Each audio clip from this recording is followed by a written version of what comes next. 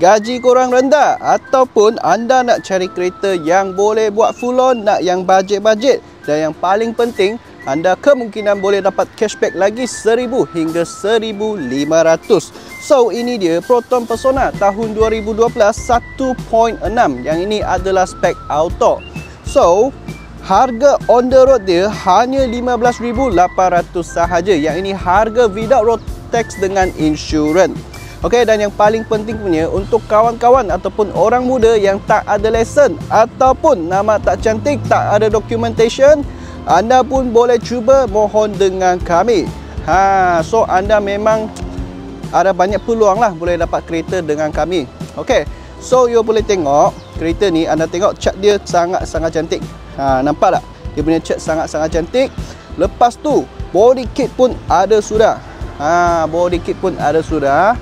Cuma mungkinlah body kit ada sikit-sikit scratch begitu. Sebab kereta ni dia kereta second. Lagi satu, harga pun sangat murah sudah. Harga madani. Okey, lepas tu untuk engine punya condition memang sangat bagus lah. Dia sangat-sangat senyap. Lepas tu untuk rim kereta, owner sebelum dah belanja anda lah. Tengok rim punya condition pun sangat cantik lagi. Untuk dia punya tayar, tengok ada lagi 70%. Dan ini sport tayar, memang sangat bagus punya tayar.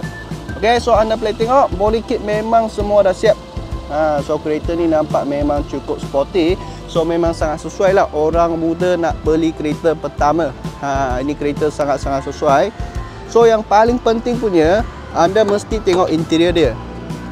Okay, tengok kereta tahun 2012 tapi condition sangat cantik. Sangat-sangat cantik. Kerusi semua pun cantik lagi. Ini original fabric lah. Lepas tu kami kedai ada percuma anda lagi satu Android player.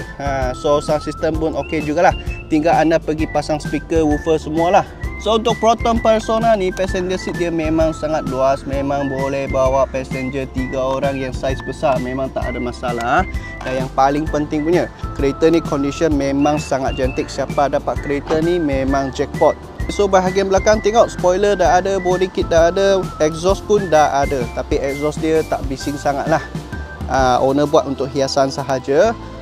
Lepas tu untuk Persona punya boot ni, dia memang sangat luas. So dia boleh muat dalam 5 ataupun 6 luggage. Okay guys, so mileage kereta ni dalam 120,000 lebih. Okay, engine masih senyap lagi.